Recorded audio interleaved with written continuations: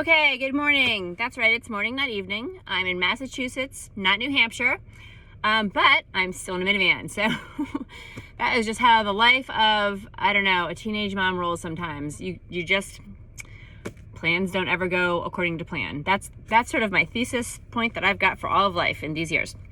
If you just roll with it, it'll work. Okay, so we are here with our random verse number 4, and it is out of the book of 1 John 5:4. And if you're following along, you know that we are looking at random verses, but I am forcing the New Testament, Old Testament, every other, just to give us sort of that wide variety.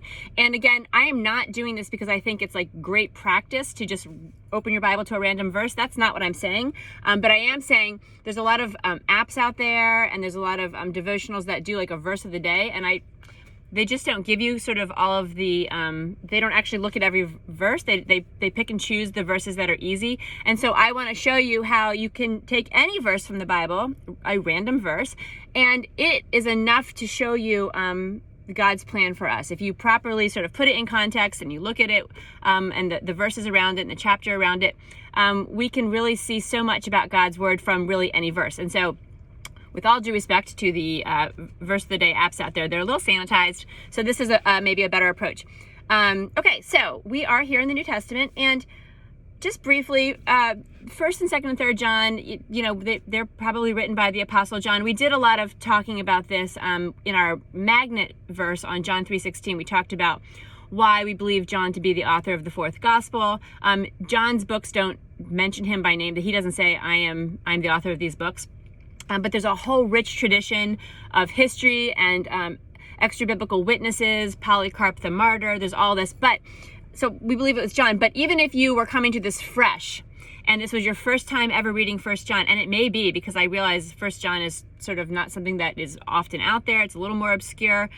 If you open 1 John and you look at just chapter 1 and you look at the subtitles for there, you've got the word of life and walking in the light. If you just skim them, you don't even have to read everything, you're going to see the first line of 1 John 1:1 is that which was from the beginning, that which we have heard, which we have seen with our eyes, which we have looked upon and touched with our hands concerning the word of life. That should ring a little bit of bells, like I've heard that before, that sounds familiar. And then you skip down to the second section, walking in the light. It talks about if we walk in the light as he is in the light, we have fellowship with one another. This should sound familiar. And it's because the Gospel of John opens in very much the same way. It's slightly different wording, but it talks about, in the beginning, it talks about the Word, and it right away segues to this idea of darkness and light and Jesus bringing the light. So it just sounds a lot like the Gospel of John. I write a humor column, and I think that if you were just reading it and I didn't sign it and you'd been reading my work for a long time, you'd be like, well, yeah, that sounds like Esther. That's snarky and sarcastic. Oh, there she is talking about dogs again, or there she is, complaining about making dinner. I mean, there's just certain things that I always talk about, and that's kind of how it is with John. So even if you didn't want to go back and read all the history about, why do we believe it was John, blah, blah, you can just see that this writing style is really specific and really unique, and it sounds a lot like John.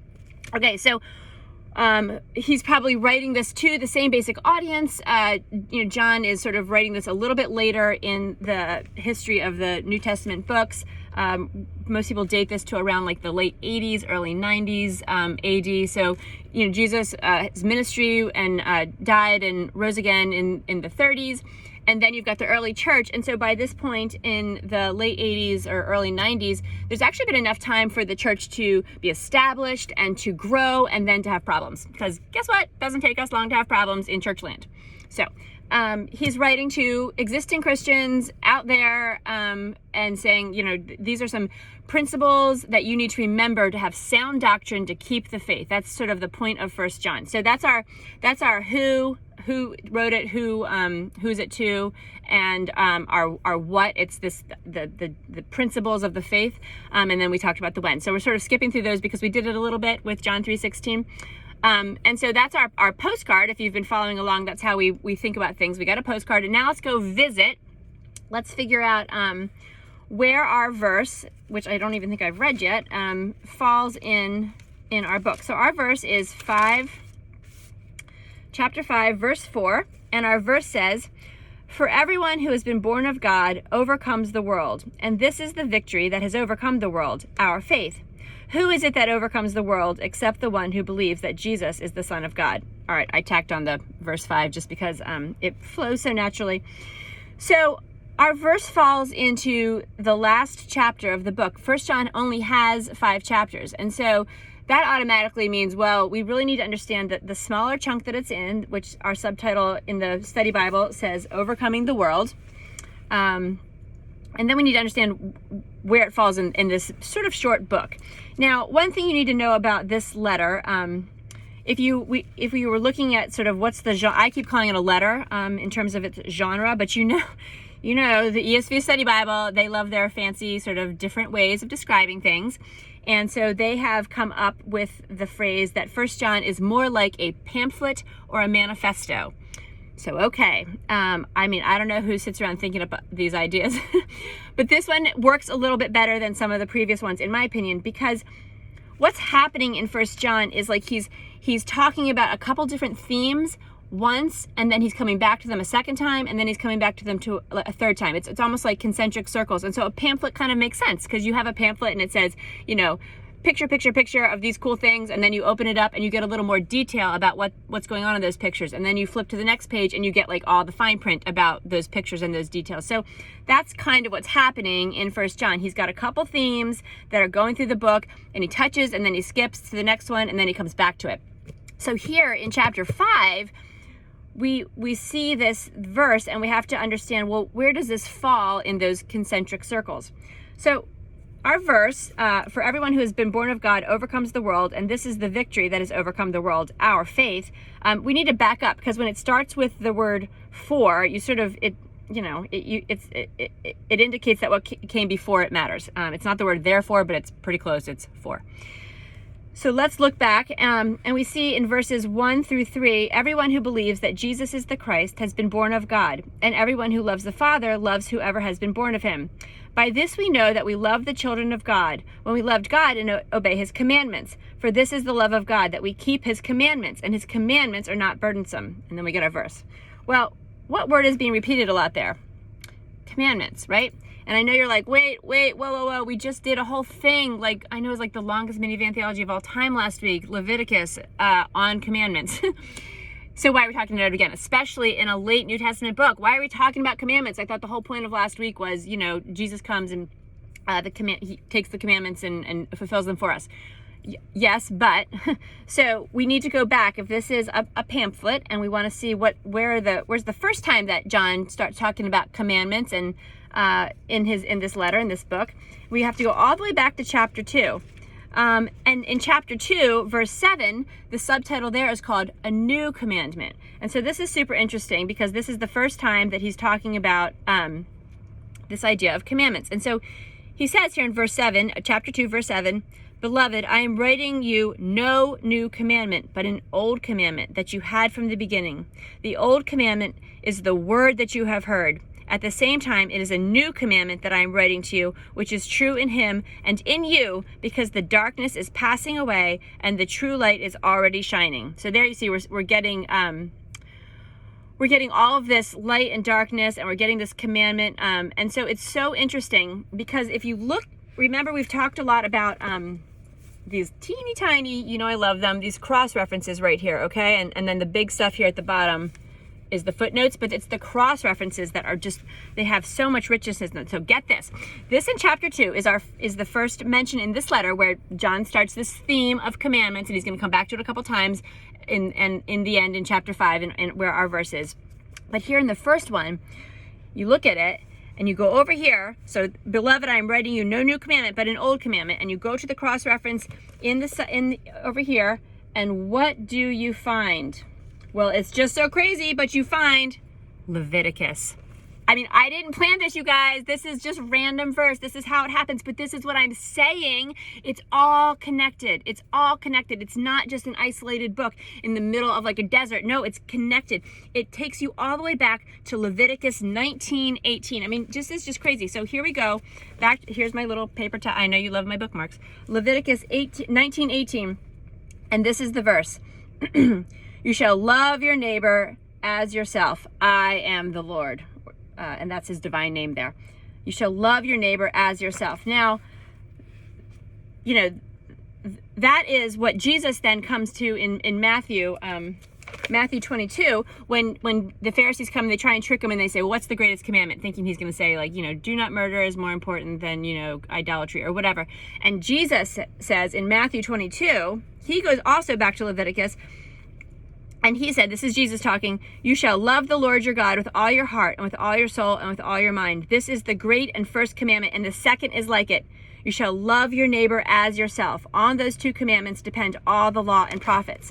And remember last week we talked about how Jesus says, I have not come to abolish the law, but to fulfill the law. So here in our verse in chapter 5, where we're getting this idea of if we keep his commandments, they are not burdensome, and everyone who's been born of God overcomes the world.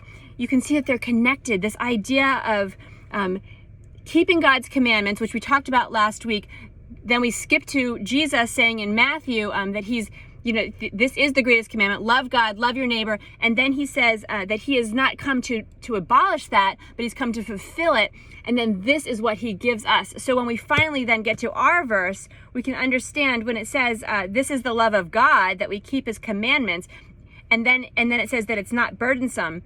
We remember Jesus says also in Matthew, he says that my yoke is easy and my burden is light. These commandments, all of Leviticus, everything we talked about last week, is not meant to be a burden. It's actually meant to give us joy, because we realize we can't do all this. Like, we're just incapable. We can't even do the two greatest commandments, love God, love your neighbor. We can't do it on our own. We fail every time.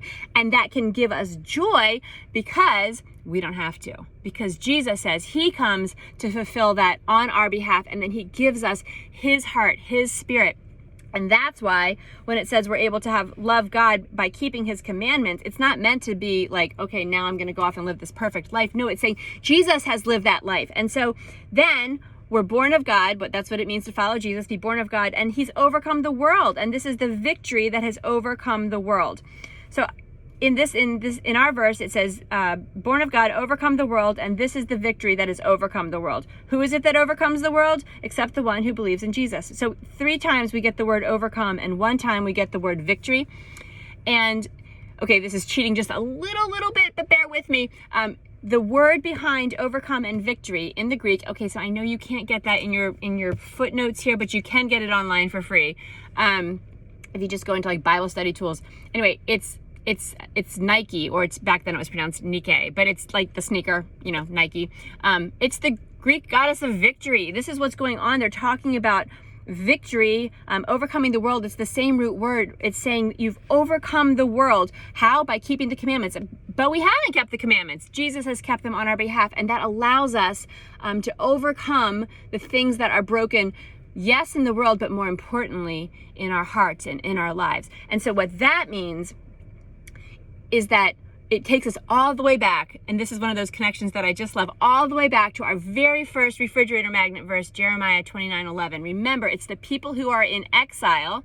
It was the exiles in Babylon, but also we can think of it as us here in exile, because we're strangers in a strange land. We're Christians in this broken world, but already claiming this victory that Jesus has accomplished. And yet we're meant to live here. We're meant to plant gardens and build houses, and build relationships, knowing that it's a broken world, and yet Jesus has overcome it. So this means that whatever it is, you've got your list. This means sickness, financial problems, marriages, jobs, schools, kids, health, all of those things. They do not get the final word. They don't get the final word. Jesus has overcome this world, but he doesn't say, and then just withdraw from the world, get out of the world. This world's no good. No, he says, live in this world, and live in this world as people who have overcome, because I, Jesus, have overcome. And he comes and he says that he's going to restore this. He's going to fix the things that are broken, the world and our hearts. And that's what this victory means. It doesn't mean that you're going to open your eyes and find out that suddenly everything's perfect and wonderful right now in this life. But it does mean that Jesus gives you that life that's his life that is perfect, and he gives it to us. And so that's what our verse here today in 1 John 5, 4 means. So many connections. You know I love it. We went all the way back to Leviticus and Matthew, a little touch on Jeremiah. One verse, you guys, one verse, and you can be all over Scripture. It's, remember, always about God, not about us. What is the verse telling us about God's plan to bring us into his story? One book, one story. He's the main character, and every verse shows us how he invites us in to be with him. All right. Thanks. I will see you next week, I think. All right. Bye.